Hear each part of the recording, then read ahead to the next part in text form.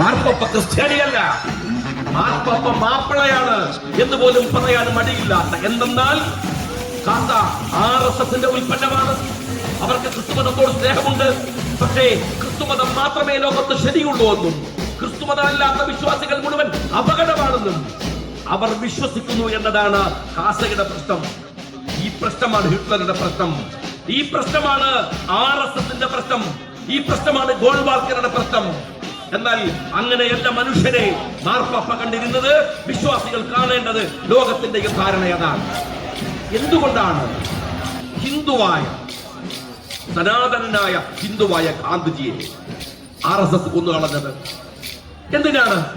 മാർപ്പാപ്പയെ ഇവിടുത്തെ കാസക്കാരൻ എതിർക്കുന്ന അതേ രാഷ്ട്രീയമാണ് ഗാന്ധിജിയെ കൊലപ്പെടുത്തുമ്പോൾ ഇവിടുത്തെ RSSകാരന്റെ മനസ്സിലുള്ളത്. കാരണം എന്താണ്? ഗാന്ധിജി ഒരു നല്ല ഹിന്ദു അല്ല. അവർക്ക് നമ്മള് വിശ്വാസികൾ എന്താണ് വിചാരിക്കുന്നത്? മരിക്കുന്നതിന്റെ അവസാന സമയം നമ്മുടെ ഏറ്റവും പ്രിയപ്പെട്ട ഒരാൾ അയാളുടെ അടുത്ത് മരണത്തിലേക്ക് അടുക്കുന്നു എന്ന് തോന്നുന്ന സമയം നാം ചൊല്ലിക്കൊടുക്കും, അഷ്ഹദു അല്ലാ ഇലാഹ ഇല്ലല്ലാഹ് അഷ്ഹദു അന്ന മുഹമ്മദൻ റസൂലുള്ളാഹ്. ദിക്ർ ചൊല്ലിക്കൊടുക്കും, കലിമത്തു തൗഹീദ് ചൊല്ലിക്കൊടുക്കും. നാം അവരുടെ കൂടെ ഇങ്ങനെ നിന്നുകൊടുക്കും. ഒരു വിശ്വാസിയാണ്. ഗാന്ധിജിയെ കൊല്ലുകയാണ് മോശം. അവസാനത്തെ പെടച്ചിലാണ്. റാം റാം എന്ന് ചൊല്ലിയാണ് ആ മനുഷ്യൻ മരിച്ചത്.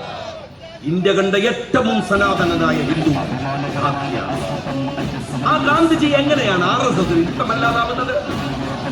ഇതാണ് പ്രശ്നം. ലീഗിനെ വെറുക്കുന്നവന്റെയും പ്രശ്നം അതാണ്. ഞങ്ങൾ ഈ രാജ്യത്തിലെ വിശ്വാസികളാണ്, കോംപ്രമൈസ് ഇല്ലാത്ത വിശ്വാസികൾ.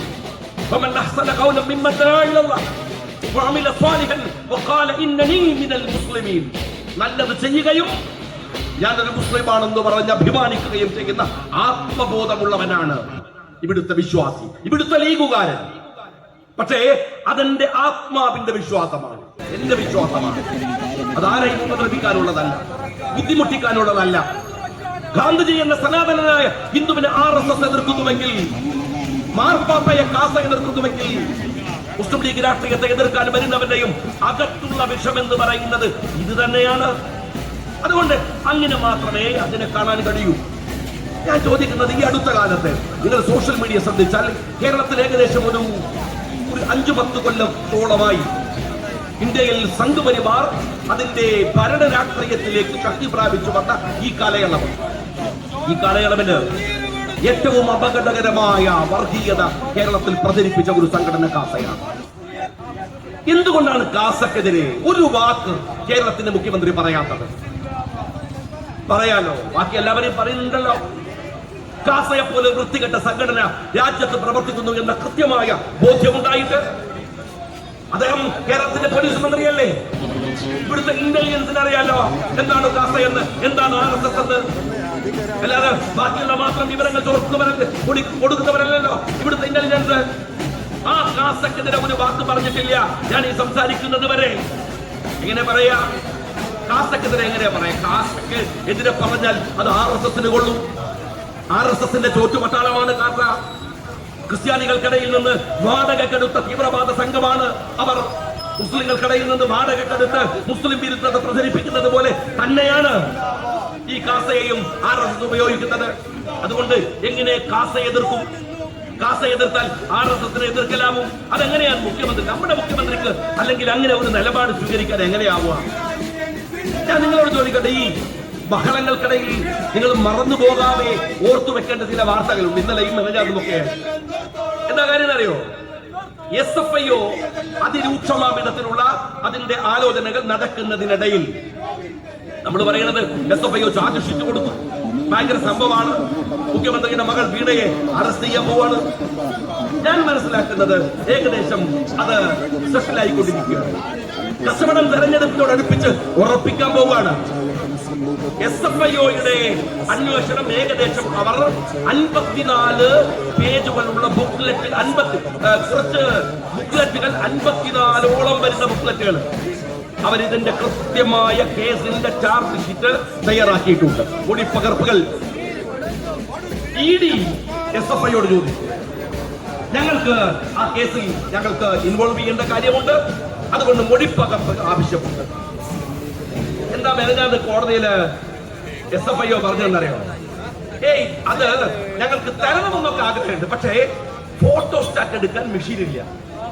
ആരുടെ കയ്യില്? SFIOയുടെ ഓഫീസിൽ മെഷീൻ ഇല്ല. ഈ ഫോട്ടോസ്റ്റാറ്റിന്റെ മെഷീനില് ഞാൻ അങ്ങാടിയതല്ലേ ഹൃദയിക്കണത് ഒന്ന് ചോദിച്ചാൽ അറിയാം. പരമാവധി പോയാൽ ഒരു 5000-6000 രൂപ.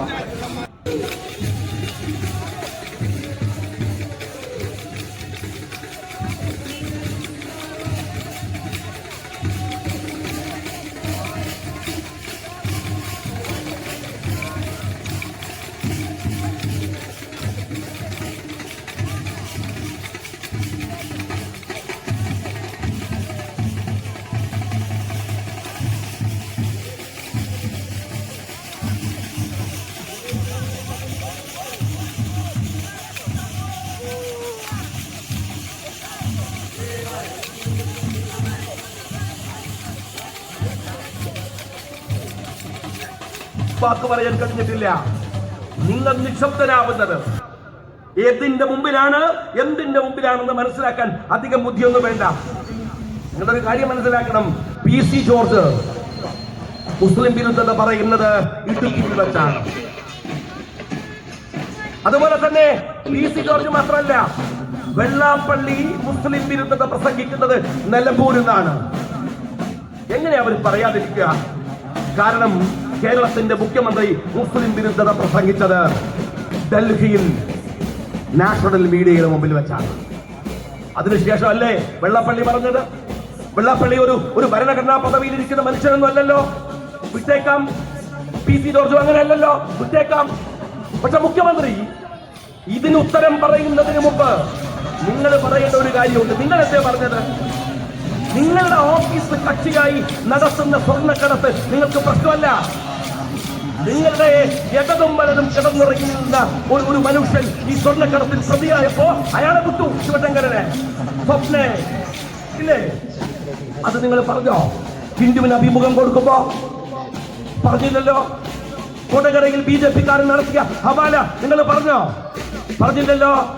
ഇന്ത്യയിലെ ഏറ്റവും അപകടം പിടിച്ച എയർപോർട്ട് കരിപ്പൂരാണെന്നും, ഇന്ത്യയിലെ ഏറ്റവും വലിയ കള്ളക്കടത്ത് നടക്കുന്നത് മലപ്പുറമാണെന്നും, ഇന്ത്യയിലെ ഏറ്റവും വലിയ ക്രിമിനൽ സ്റ്റേറ്റ് മലപ്പുറമാണെന്നും നിങ്ങൾ പറഞ്ഞില്ലേ ഹിന്ദുവിനോട്? അതിനേക്കാൾ വലുതാണോ വെള്ളാപ്പള്ളി പറഞ്ഞത്? അതിനേക്കാൾ വലുതാണോ PC ജോർജ് പറഞ്ഞത്? നിങ്ങളാണ് ഇവിടെ വർഗീയവാദത്തിന്റെയും മുസ്ലിം വിരുദ്ധതയുടെയും ഏറ്റവും വലിയ